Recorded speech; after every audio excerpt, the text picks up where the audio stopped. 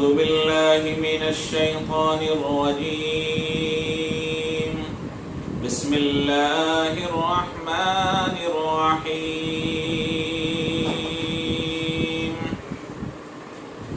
فلا يستطيعون توصية ولا إلى أهلهم يرجعون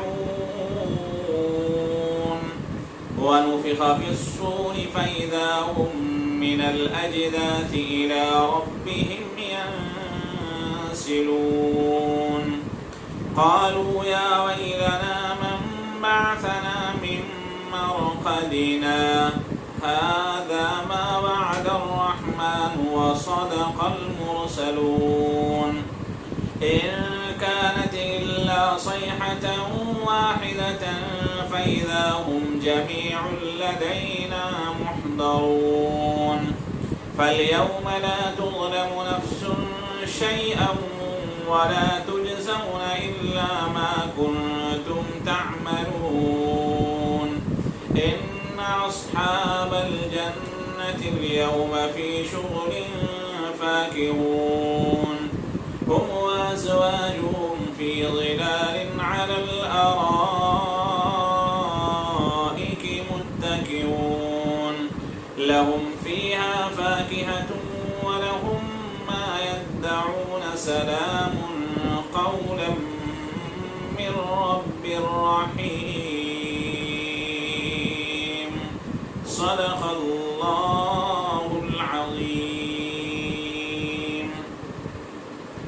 محترم حضرات، سامعین کرام، پردہ نشی مائیں اور بہنیں، وَنُفِخَ فِي الصُّورِ فَإِذَا هُمْ مِنَ الْأَجْدَاثِ إِلَىٰ رَبِّهِمْ يَنسِلُونَ. دوسری مرتبہ سور جب پھونکا جائے گا، ہر انسان اپنی اپنی قبروں سے نکل کر إِلَىٰ رَبِّهِمْ يَنسِلُونَ اپنے پروردگار کے دربار میں بھاگتا ہوا نظر آئے.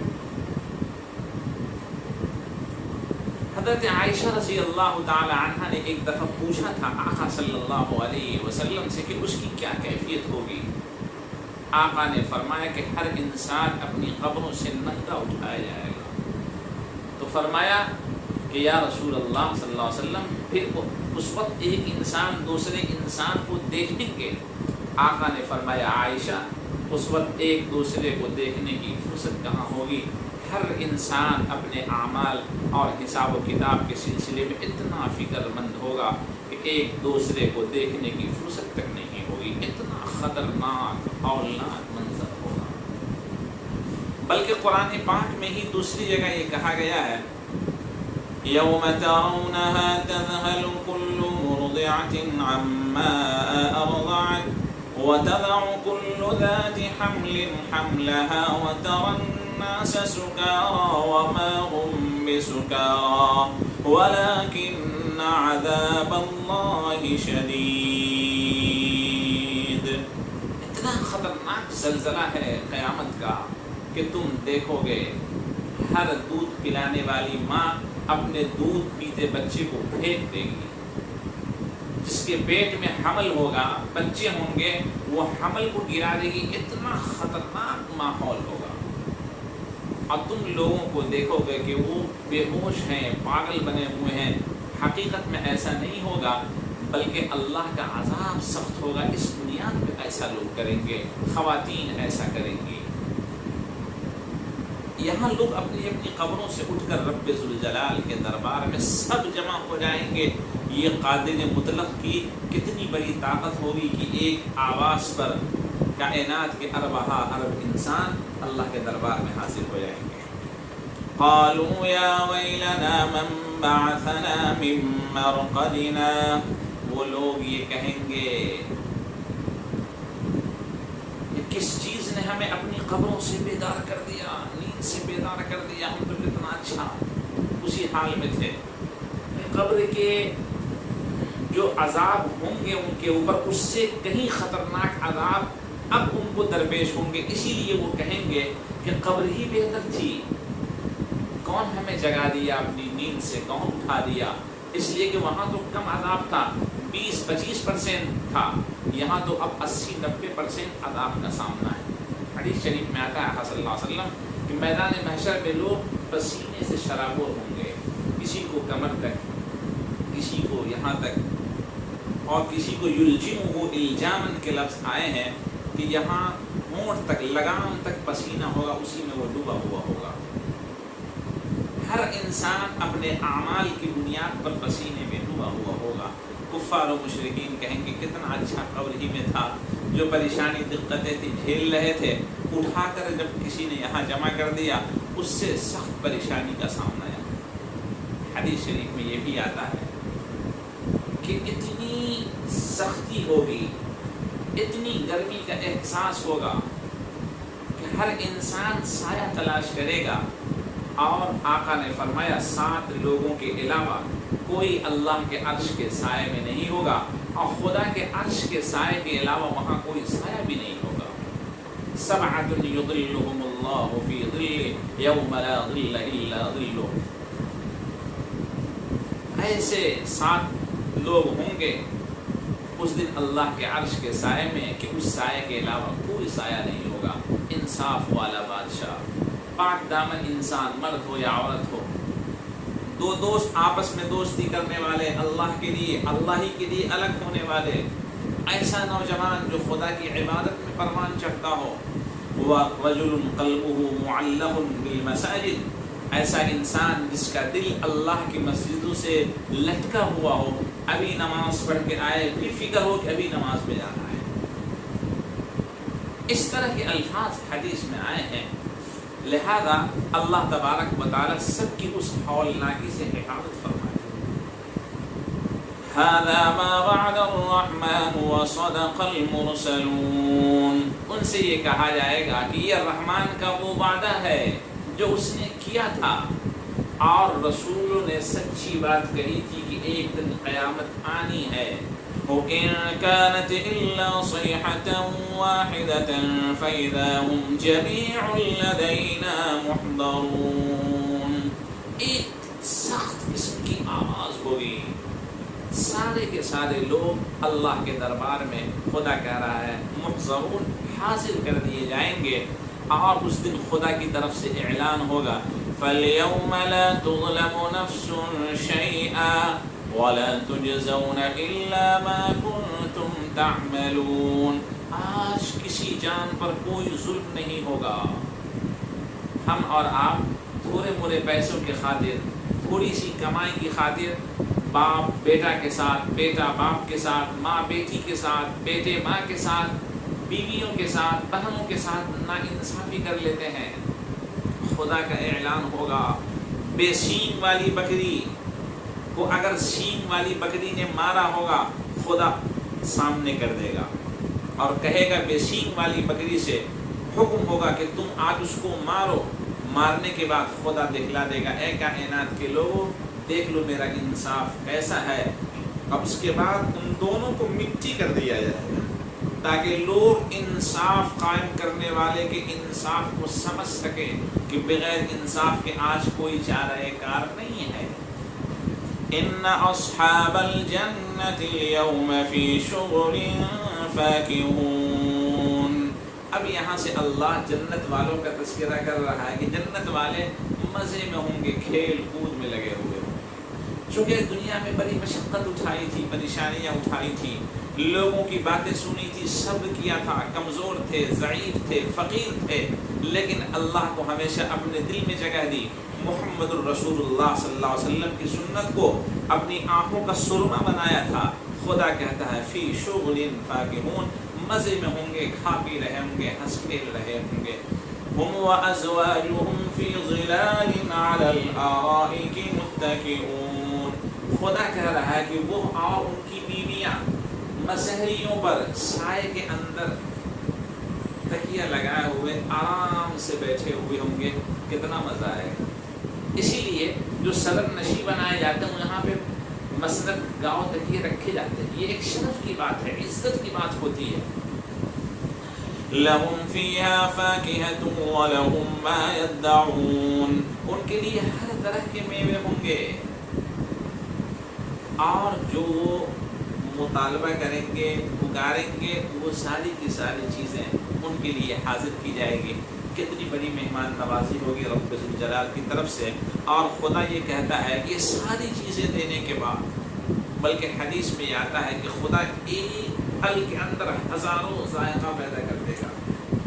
ایک بیر ہے، ایک طرف رکھا بیر کا مزہ، اس طرف اگر جنتی کرے گا تو آم کا مزہ، اس کو پھر اس طرف کرے گا لیچی کا مزہ، پھر اس کو اس طرف کرے گا انار کا مزہ، اس کو پھر اس طرف کرے گا سنترے کا مزہ. بیر ایک ہی، پھل ایک ہی، ہزاروں ہزار مزہ رب ذوالجلال اس کے اندر پیدا کرے گا کہ بار بار منہ سے نکالنے اور کھانے کی زحمت نہ کرنی پڑے.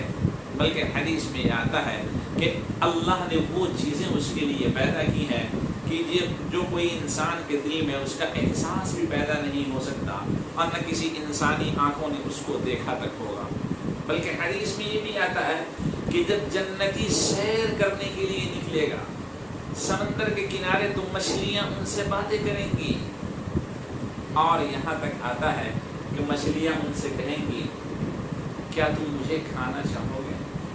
جنتی اپنی خواہش کا اظہار کرے گا تو مچھلیاں کہیں گی مطبوخا مشویا، تم پکا ہوا کھانا چاہو گے یا بھونا ہوا کھانا چاہو گے.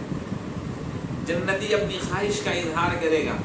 ایک مچھلی کچھ حصہ پک جائے گا، کچھ حصہ بھن جائے گا، کچھ حصہ اور دوسرے ذائقے میں بن جائے گا، اور اس کے ہونٹ ہیں، اس کے لب ہیں تو جنتیوں سے بات بھی کریں گے اور مچھلیاں خدا کی تعریف اور اس کی تسبیح اور اس کی بزرگی بیان بھی کر رہی ہوگی. اور سب سے بڑی نعمت کی بات جنتیوں کے لیے یہ ہوگی جو قرآن نے کہا سلام قولا من رب الرحیم،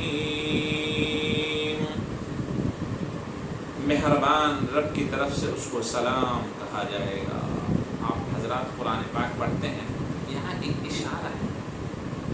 قرآن پاک میں دوسری جگہوں پر سلام کا جو تعلق آیا ہے وہ یہ آیا ہے وَالْمَلَائِكَةُ يَدْخُلُونَ عَلَيْهِمْ مِنْ كُلِّ بَابٍ سَلَامٌ عَلَيْكُمْ بِمَا صَبَرْتُمْ فَنِعْمَ عُقْبَى الدَّارِ.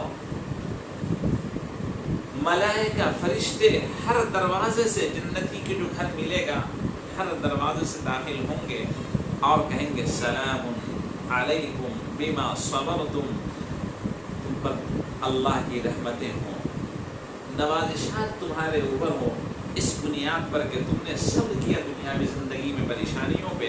فنعم عقبی الدار، کتنا اچھا ٹھکانہ ہے. یہ سلام کا لفظ جو ہے اللہ کی طرف سے فرشتوں کے ذریعے سے جنتیوں کے اعزاز میں کہا جائے گا. اب آپ اندازہ لگائیے، ہر چھوٹا بڑے کو سلام کرتا ہے، دنیا کا یہ دستور ہے. اگر کوئی پریزیڈنٹ آ جائے تو چھوٹے سب تمام لوگ وزیر اعلیٰ، چیف منسٹر، پی ایم سب کو سلام کلام کریں گے. وہاں خدا بڑا ہے، جنتی چھوٹا ہے، مگر بڑے کی طرف سے سلام سلام سلام قولا من رب الرحیم. آپ اندازہ لگائیے وہ انسان یعنی جنتی خوشی کے مارے اللہ کی تعریف کیسے بیان کرے گا، اس کے پاس الفاظ نہیں ہوں گے، زبان نہیں ہوگی. وَامْتَازُوا الْيَوْمَ أَيُّهَا الْمُجْرِمُونَ. اب یہاں سے بیان مجرموں، کفار، کافروں کا ہے، مشرکوں کا ہے کہ الگ ہو جاؤ، چھٹ جاؤ، ہٹ جاؤ اے مجرموں. وَامْتَازُوا الْيَوْمَ، آج کے دن ہٹ جاؤ، چھٹو. أَلَمْ أَعْهَدْ إِلَيْكُمْ يَا بَنِي آدَمَ أَلَّا تَعْبُدُوا الشَّيْطَانَ. کیا میں نے وعدہ نہیں کیا تھا، یعنی تم نے مجھ سے وعدہ یہ نہیں کیا تھا، عہد و پیمان یہ نہیں لیا تھا کہ تم شیطان کی عبادت نہیں کرو گے. إِنَّهُ لَكُمْ عَدُوٌّ مُّبِينٌ، اس لیے کہ وہ تمہارا وہ کھلا ہوا دشمن ہے.